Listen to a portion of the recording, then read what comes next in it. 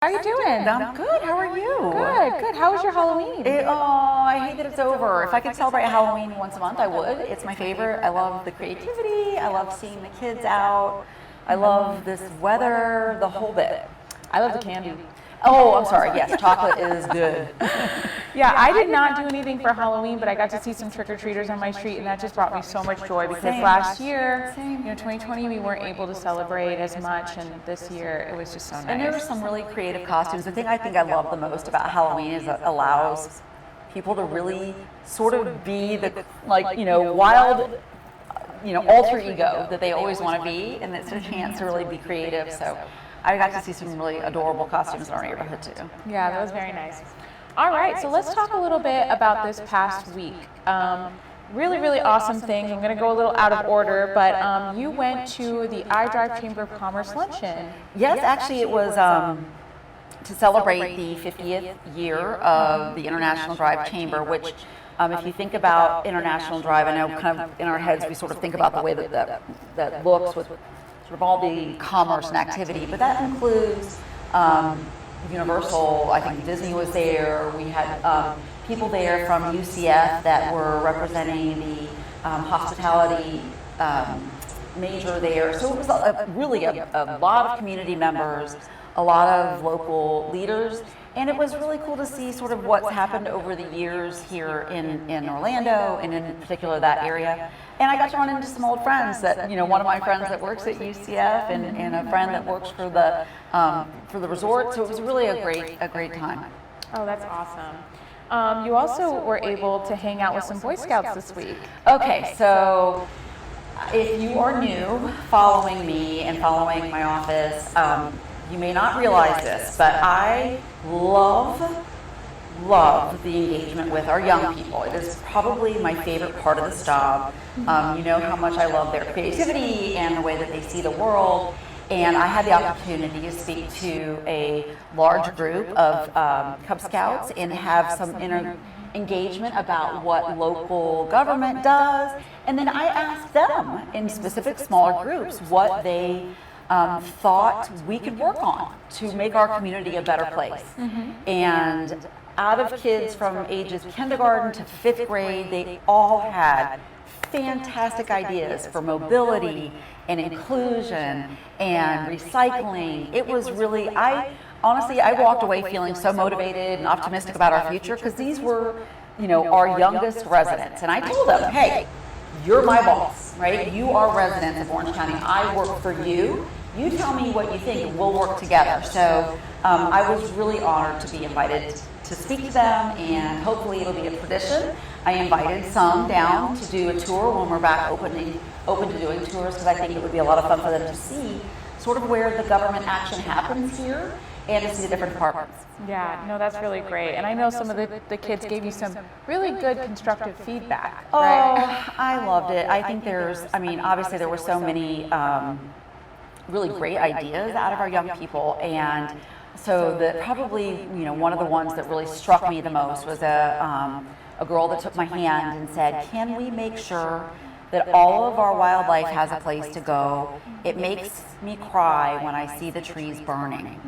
And it got me choked up because it's one of the reasons why I'm sitting here today, was that same feeling that she had. And knowing that she feels that way made me really feel like, even though the development feels like this rushing water, that our young people understand the value and that they feel that, and so we can work together to make a change. So it was very uplifting. There was a boy, I think in their 2nd grade group, that said, we need to make people from other countries feel welcome. Sometimes they can't speak the same language and they don't feel like this is home, and we need to make them feel welcome.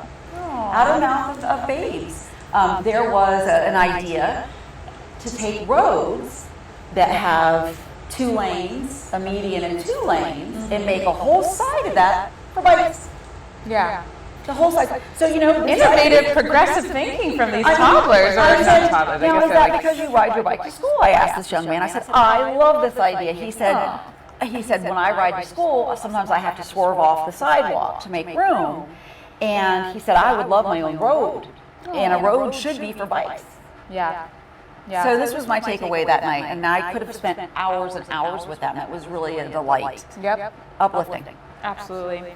Also, this morning, you had an opportunity to see our friends from Winter Garden, Mike Bollhoefer. Oh, yes. So the longstanding and extremely brilliant Mike Bollhoefer is moving to another municipality. He has really put so much time and effort into the Winter Garden that we know and love today, and we wish him all the best.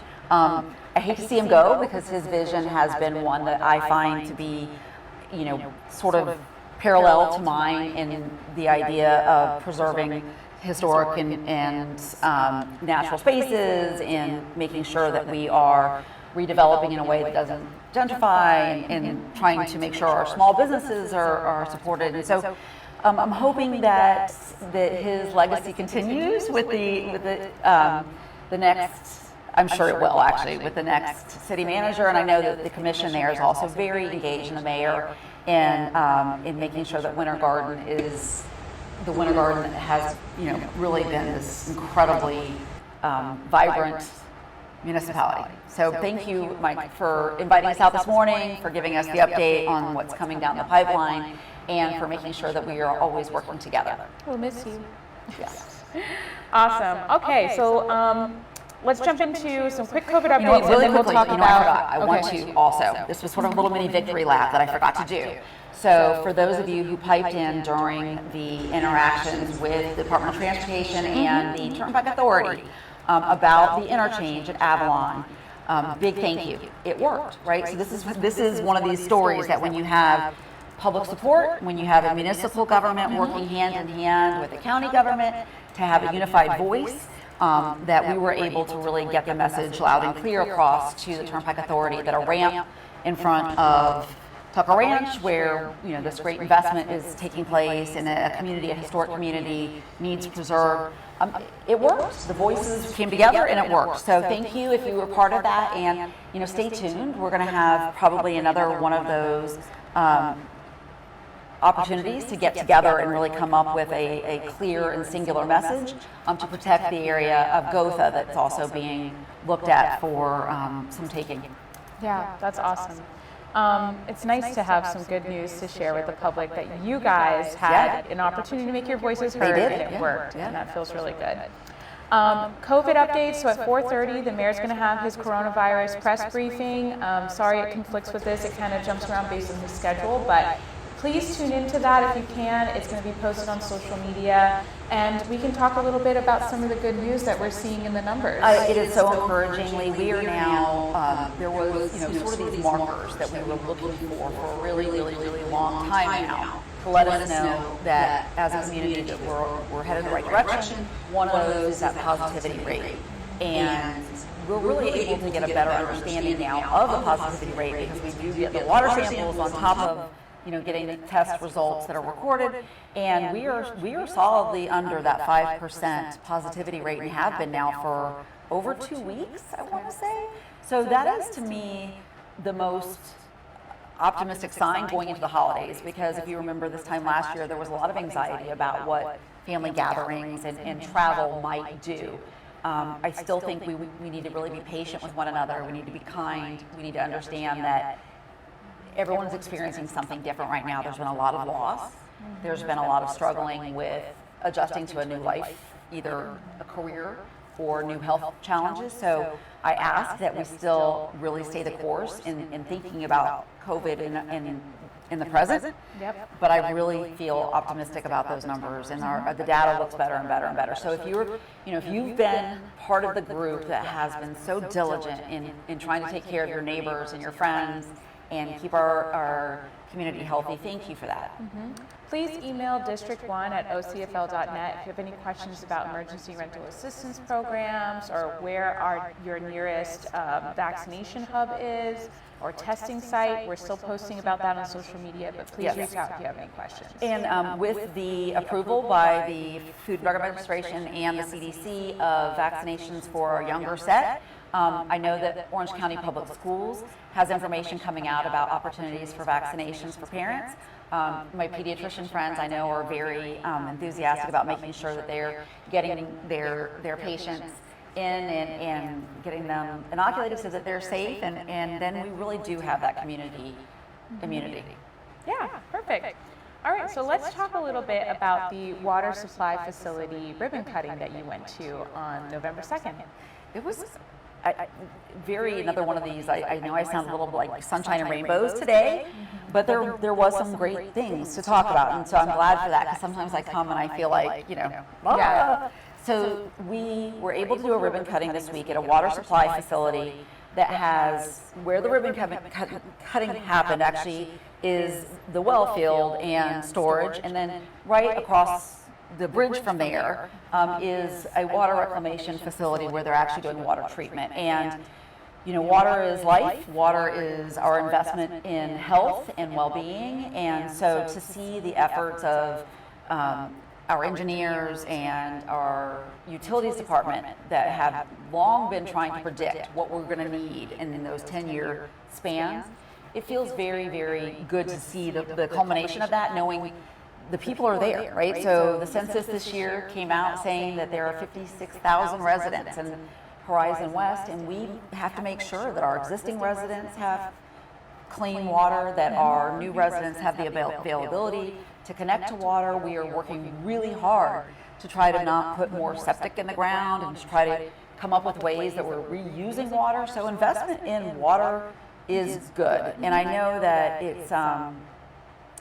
it's probably, still feels, for me anyway, I feel very concerned when I think about water supply, and I understand that conservation is always going to be a really critical component of this. And so, moving forward, even with new water supply, and even with an updated water treatment facility for water reclamation, I think we need to really look long and hard at how we are applying water, where we are applying water. And we've talked about development plans, and when a new development comes in, one of the things I think should be required is that irrigation should be reclaimed water. Why we're using our drinking water for irrigation in a brand new community where we could really easily hook up the reclaimed water and the recycled water, it makes no sense to me. So those are things we're going to continue to have to address and look at moving forward. Right now, we have all kinds of water discussions, because while we went to this ribbon cutting and for the water supply over in Horizon West, we're also right now revisiting our fertilizer ordinance here in Orange County. Yep. Orange County was, or is, one of the few counties in, I think, the state of Florida that still allow summer application of phosphorus and, help me with the other one. Nitrogen? Thank you. See, that my chemistry just fell right out of the brain again. And so what happens is, because when it rains, those just come right off your yard. If we do the applications during the summer of fertilizer the way we would throughout the year, they go right into our water system. They go right into our lakes and our streams, and we were able to get a hold of some data that really showed that quantitatively and decisively. Showed the summer months, showed exactly what was going on and what the chemicals are that are impacting the waterway. Yeah, it's really important, because during these conversations, especially since this is coming back to the board November 30th, during those conversations, it's been brought up about septic, which is another conversation, but both can exist as a problem at the same time. Oh, well, no, I mean, they do exist at the same time. And so I think it's interesting if you have a conversation about trying to make some changes, and some of the people who are in either, invested in one of these things or the other will say, well, it's not the septic, it's the fertilizer. Yeah. Or you hear, it's not the fertilizer, it's the septic. Well, it is pretty clear by the data that it's both. Yep. But when you see those, the amounts of those nutrients going up in the summertime, and we're the only county that doesn't have a summertime ban on those particular nutrients or ingredients in fertilizer, then you don't have to be a scientist to say this is pretty substantial evidence. It would be a very easy thing to do the exact same thing that our neighbors are doing, Seminole, Osceola, and really having an understanding about communicating it with the public is part of that also. Yeah. So it's something that I don't love the idea of telling people over-regulating, I think, doesn't work. But explaining to people this is affecting, the quality of your water. Want to pollute our rivers and streams and ultimately your drinking water. You don't want to see the continuation of manatee deaths, because guess what? It's all connected, right? So this all goes downstream, and we all play a part in that. So, having the fertilizer application change during the summer months is an easy way to try to make a difference. Yeah. So we'll definitely be talking about this a lot as it comes up on November 30th, and there'll be more stakeholder meetings and more opportunities to engage the community. So definitely stay tuned and check out NicoleWilson.org for the events page, where I'll be updating any events that we'll be doing with any partners to talk on this issue. Perfect. Let's chat a little bit about redistricting. So redistricting is going on right now. Every 10 years. The population is counted during, the census, and I think last year, because it was such a crazy time with COVID, that there was some delay in getting those numbers, which means that right now our redistricting window for coming up with a map is smaller. And we have a committee of really amazing people who were appointed by the Board of County Commissioners and the mayor, who are going, through the process every week of analyzing maps that have been presented, analyzing different census data, where different populations have grown or shrunk, or how those demographics have changed over the last 10 years. And they've been dramatic. District 1 is really, really grown dramatically. And as a result, will probably look different moving forward. And I think it's really important for you all to know, as if you're a District 1 resident, but anybody in Orange County, that you can submit a map. You can look at those maps and see the distribution of population.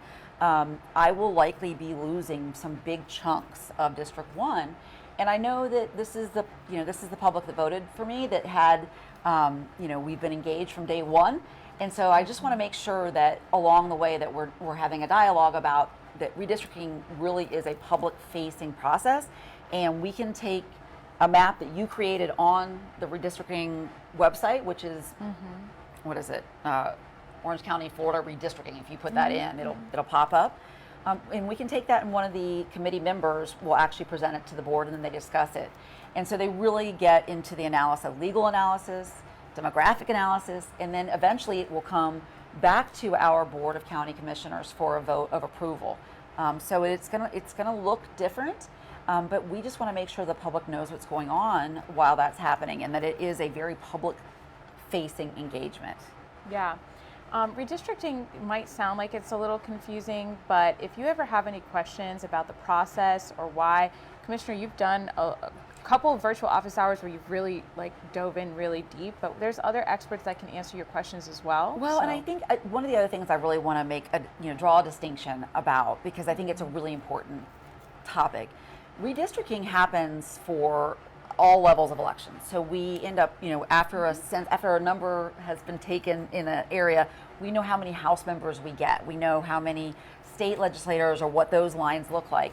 It's different for county because, and it's something I thought was a very interesting consideration, because we also have municipalities that will often overlay the county government. So there are long-standing traditions that certain municipalities stay with one district commissioner. Well, that may not be able to stay the same because of population growth.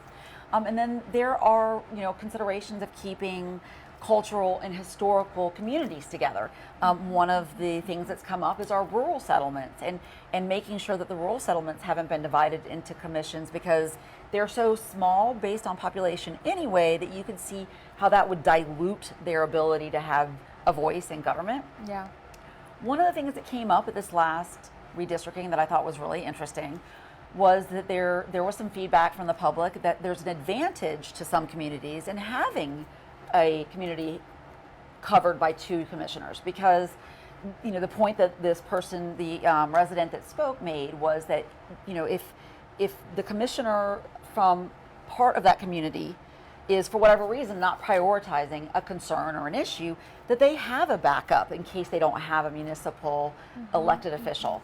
And so it was another consideration, and I thought it was interesting, because I worry about those dividing lines as diluting that voice, but there's another perspective out there, and so that perspective needs to be heard and I think processed through the other legal lenses about how to make sure that, it's a one person, one vote, and that we are being fair and equitable across the county. That's awesome. So remember to go ahead and email district1@ocfl.net. If you have any questions, we can give you all the links in the comments here. And I'm such a geek for it that we can just talk about it if you're interested. It's a very interesting topic. It's very interesting, and I think it's a really important one, and it only happens once every 10 years. Yeah, absolutely. Okay, so, which reminds me that we have to say congratulations to the incumbent winners of the city commission seats. There was an election this week. I think it was an incumbent sweep. It was there was strong candidates challenging. So I think that was, it was a robust election, and that's what we want to see. We want to see an engaged democracy. I think that it's something that oftentimes allows us also to reset some of the issues that we know our community is facing. And so hopefully, even in those areas where the outcome maybe wasn't what, some people wanted, that hopefully their issues were raised and will be addressed, and hopefully the conversation can get elevated and business as usual doesn't go on as usual, right? And that's the whole point of a democracy, is that should be able to be updated as the people's needs change. Yeah. So speaking of democracy, last night we had a community meeting to talk about the Lake Huckleberry. She's so good at these transitions. I try to find cool ways. I love puns, but I don't know if people will laugh, because most of the time they don't. So I laugh. I think you're awesome. So next time I'll try to sprinkle in some puns. But anyway, democracy.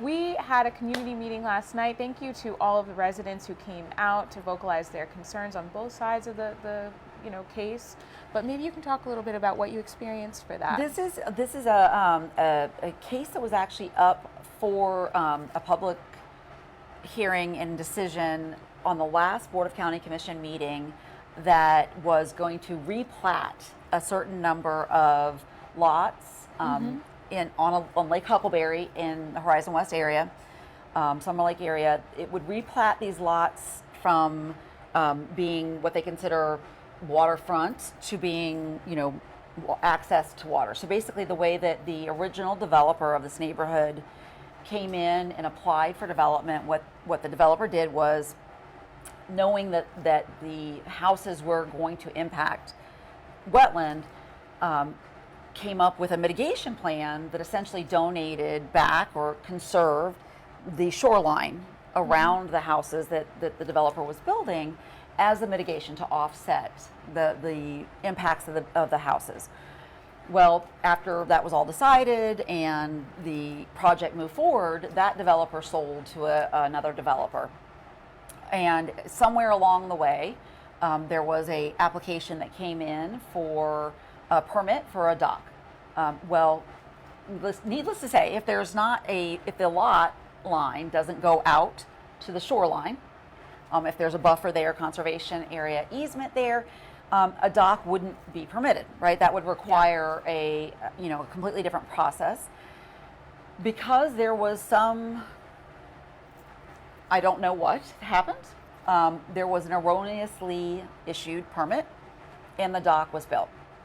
Well, the other members of the community who have been there, and I've met some people that have been there for 30 years, I've met some people that have been there for 5 years last night. There was a really great turnout at the meeting last night from the community.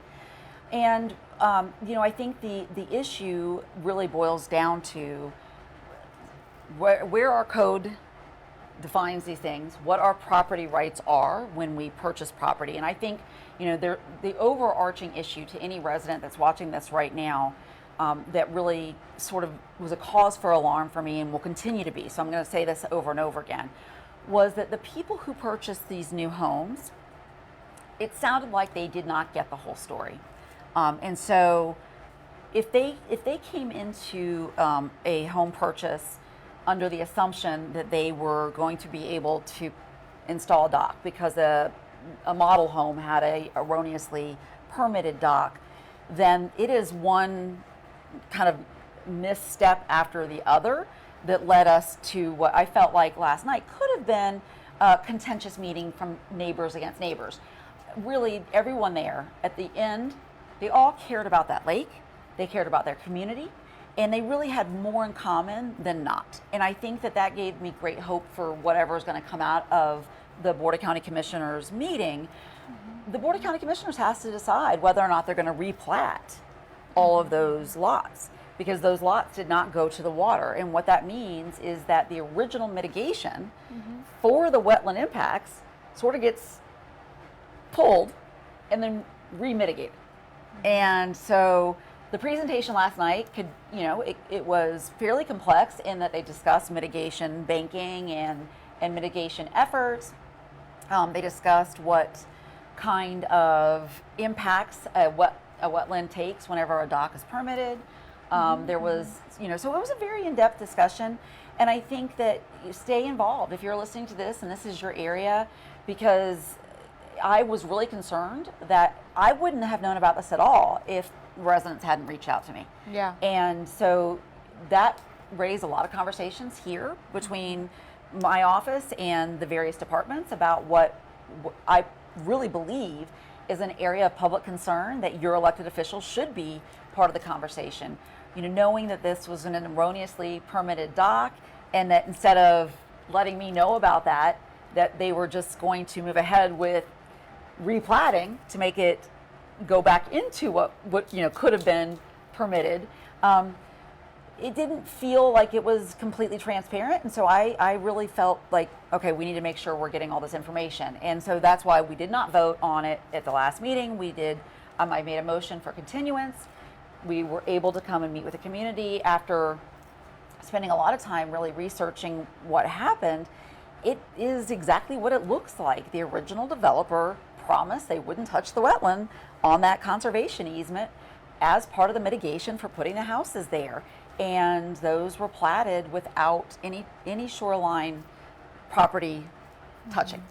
And I feel bad for the homeowners that were promised something that wasn't actually true, and then they feel like you're removing something from them, but you're really not, because it's never really been there. Right. You can't take away a property right that never was. And I think, I agree. I think it's really a horrible position for us to be in. And sadly, because, who benefited from this was the developer. Yeah. If they were able to make sales and make a presentation, with some kind of assumption about whether it was implied or express, it's neither here nor there for me. What we have to decide is under the code, under our comprehensive plan, and within what we know is the property rights of that area, what is the best thing and how do we move forward? And so, I think no matter what happens on Tuesday with the entire county commission, I would love to come back out there and meet with the residents of that Lake Huckleberry area, because I got the feeling that they were really interested in things like shoreline plantings and maybe doing other, how do we come together after this and make sure that we're doing something to benefit that body of water? Because there were a lot of people there who talked about, they'd been there long enough to really see the ongoing degradation of the water. And that's why that builder, the original developer, was required to mitigate. That shoreline mitigation was supposed to help with filtration. And so it was, I felt frustrations on both sides. I understand the frustration. I felt like there weren't any really clear answers from the developer, except for they were like, we weren't, that wasn't on our watch. I'm new here. And so, we'll see what happens on Tuesday. I appreciate everyone's time that came out for this. Residents made maps and had, I got a historical record. So I got more information from the residents than I did from staff initially, and I really appreciate the time that it took to get all of that information to me. Yeah, I just want to emphasize that we've had a lot of problems where property owners buy a home and then they're promised XYZ, and then they come back and say, well, we were always under the impression. How do we regulate? How do we change that? Because it feels as though a lot of people think of how much they might have been attracted to that property, thinking that they would have the ability to build a dock, and it probably helped the property to be purchased faster, or maybe the amount of the property might have gone up a little bit because there were premiums. The residents I spoke with last night said that those were considered premium lots. So yes, there were profits made based on. That's a consumer issue. It is a consumer issue, and I think that the reason why we don't have as many opportunities to regulate it is because those transactions are made under licenses that are supposed to be regulated, right? So when you go to purchase a home, there is a licensed agent that is typically there. There are, usually a layering of legal procedures that should give people the opportunity to really see what they're buying and what it looks like. Are there deed restrictions? This is the other one that came up this week, that when you purchase a home that's in an HOA, that you have a deed that is restricted. That is something that it's an HOA standard. And so what that restriction means can be different depending on the HOA. And some HOAs have, only a handful of restrictions. Things like you can't put an RV in front of your house. But some HOAs are very, very specific about how much grass that you put in and what kind of fences you put in. And so, those are things that you're supposed to know from an agent when you go to closing, or the seller is supposed to be able to transmit all of the relevant documentation for the way that piece of property is coming to you. It should all be there. And my advice would always be to just do your homework. If you have counsel in your life, maybe back up and ask that counsel. Go out and just take a look at the property appraiser's website. You can check the plat lines, you can check the zoning, and you can even see what's going to be coming in the future if you go to look at some places like the Department of Transportation, Expressway Authority, in an area where the Expressway Authority has some projects coming. Knowing where those widenings are coming is going to be very valuable to people who are looking at real estate. And just don't take it for granted that you're getting that entire scope of information when you walk into a beautiful shiny sales center. And unfortunately, it really is a consumer issue that I believe is going to continue because we have such demand for housing right now. So if you need any help getting resources, I can definitely get you in at least in line with some help as far as online resources. And my advice is just keep doing your homework. Yeah, awesome. We did get a little Shingle Creek bike trail update today, this week. Yes, so we are, actually it's on the consent agenda, the funding going through.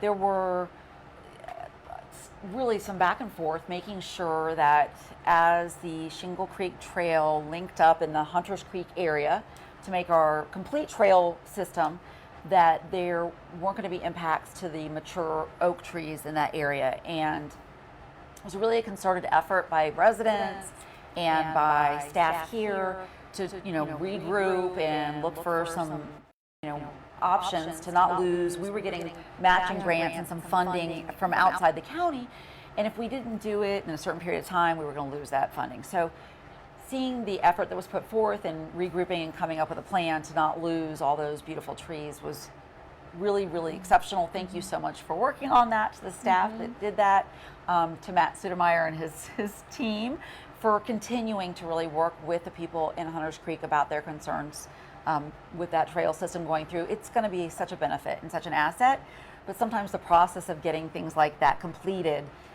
it can be stressful. Yeah, absolutely. So there was funding's in place. We're doing it. Over 120 trees, and I think less than 20 are actually going to have to be removed. And they went from a 14-foot to a 10-foot sidewalk so that it can be mixed use, which is really great, and now has shade. Yes, exactly. Which is really great. Just a really quick, we did a virtual community meeting, and there were some technical difficulties, unfortunately twice in a row, where we were going to be. Wait, who was for this? This was for Fleming's Road and Avalon. There so was this a wasn't study. Us. This was not us. This was our transportation division. But WebEx is not easy. Yeah, the county uses a platform that can be really, really challenging. So when we are partnering with a department, and this is what happened here about road plans, roadway expansion plans, roadway improvement plans, we sort of partner with them to try to communicate with you all that this meeting is coming, and they've had technical difficulties about this particular just getting it to be accessible to the public so that they can log in and then have dialogue on camera. So what we did last time was stream it on Facebook and then actually ask questions through the chat from the Facebook chat. But we're actually going to be scheduling an in-person one. So if you want to take a look at that video footage, go ahead and email district1@ocfl.net and I can send you the link to the video that we recorded. And this is for Fleming's Road connection into Lake County from Avalon. So there's a lot of talk about the need for making that, Lake County 27 connection to what's going on in West Orange County. And I know there's many, many concerns about additional entry points in areas that really we don't want them. This is one that has been approved, that is, they're looking at what next steps are, and it's further south. It's actually closer to the entry of Disney, Fleming's Road. Reach out, we can get you the information that we have, but it will be a Lake County into Orange County connection. Yes. Tonight you have a really awesome event. It is to celebrate Diwali, the Festival of Lights celebration with the Asian Cultural Association and the Indian Center, which is really great. It's really exciting. I love my community for this type of opportunity, to be able to learn about the cultural celebrations in our community and understand a little bit better about, the traditions and not just the traditions, but the history of the traditions, and then also the people that make up those traditions and the families that celebrate. And so looking forward to this particular event, but also the ones that will be coming up. And we're getting to that season where we get to really embrace a wide variety of cultural celebrations and traditions. And I always love learning about new family traditions. So hopefully we can get even a little more in depth on some of those as we get into the holidays. Yep. On November 13th, we are doing a Matthews Hope supply drive from 10 a.m. to 1 p.m. We will be doing a Facebook fundraiser simultaneously to that. So please, if you have socks or easy to eat on the go food items that have a long shelf life, or long sleeve shirts, tents, or even mosquito repellent. They have a supply list, and I will say it is, I think I appreciate anyway when there's an entity that's out in our community helping the people right on the front line. There are boots on the ground out there helping people, that when they have needs, they come with very specific needs, because sometimes we don't know how to help. And with Matthews Hope, they give us a list and they say, this is what we're missing. I know that we bring this up a lot. We're going to continue to bring it up so long as there are people in our community who are suffering. And Matthews Hope is out there taking care of the people who are suffering the most. And we're grateful for them. I wish there was more we could do. I know that as a community, there are so many people that care and that participate. So thank you for that. And we're going to need to continue, really, not just for the supply drive, even though that's coming right now, but to really look for long-term, big systematic ways to lift people up. I know government doesn't have the answers. I know that we are, one piece of a working community.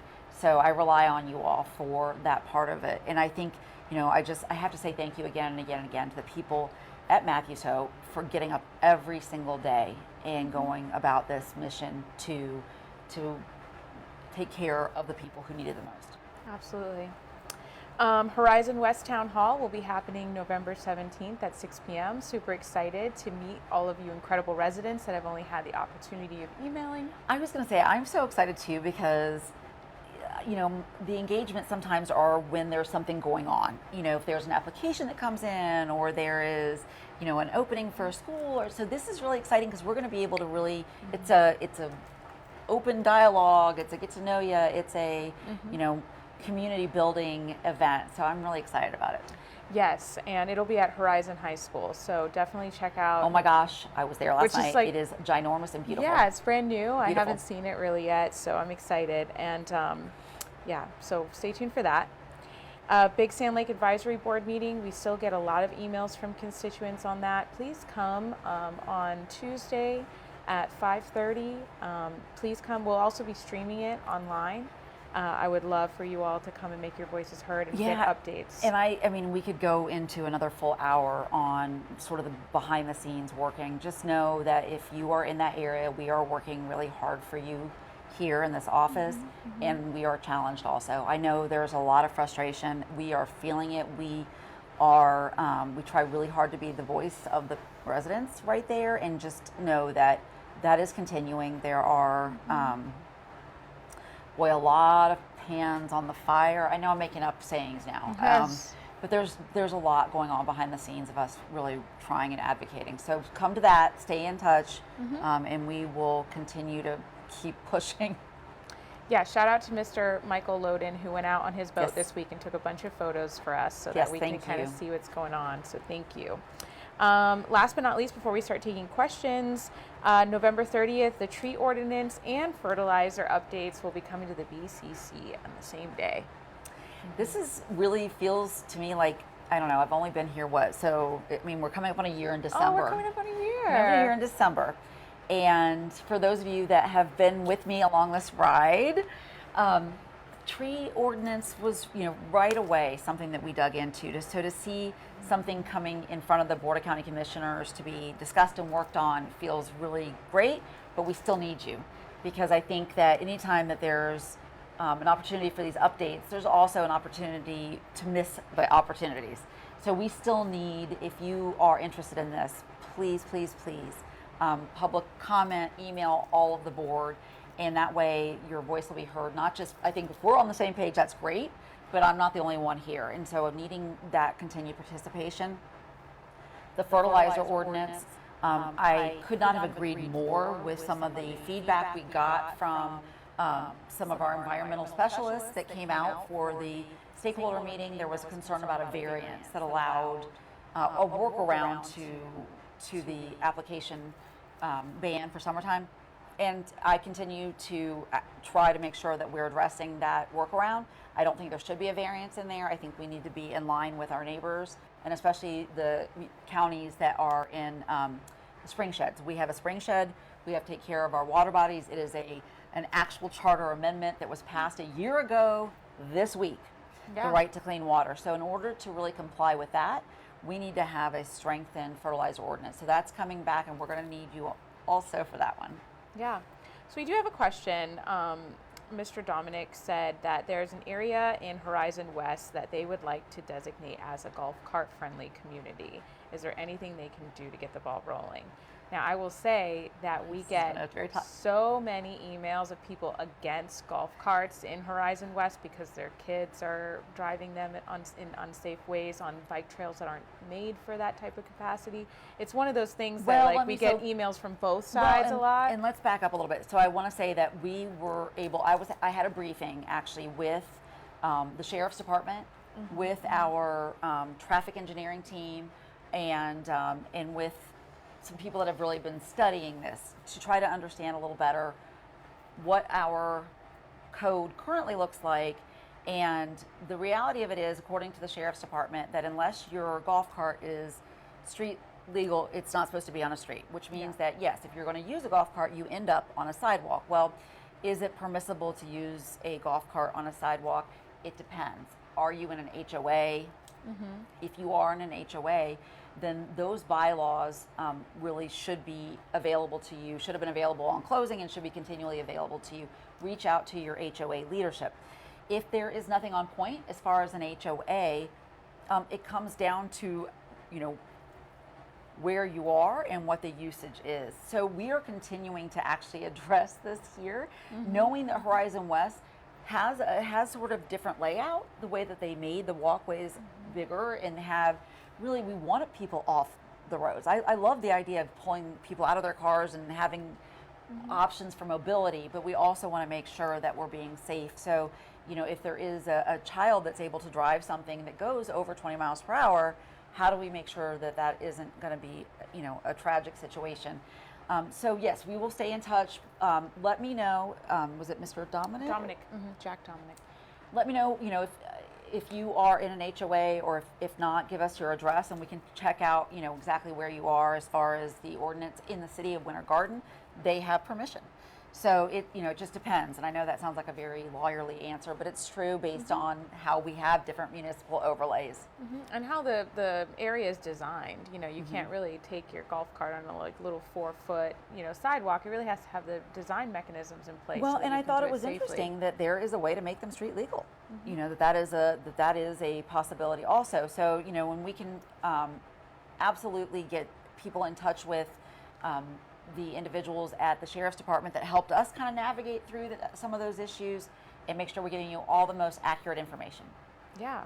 So that's all that we have. I don't see any other questions. Commissioner, do you have anything to say just to get people engaged for next week?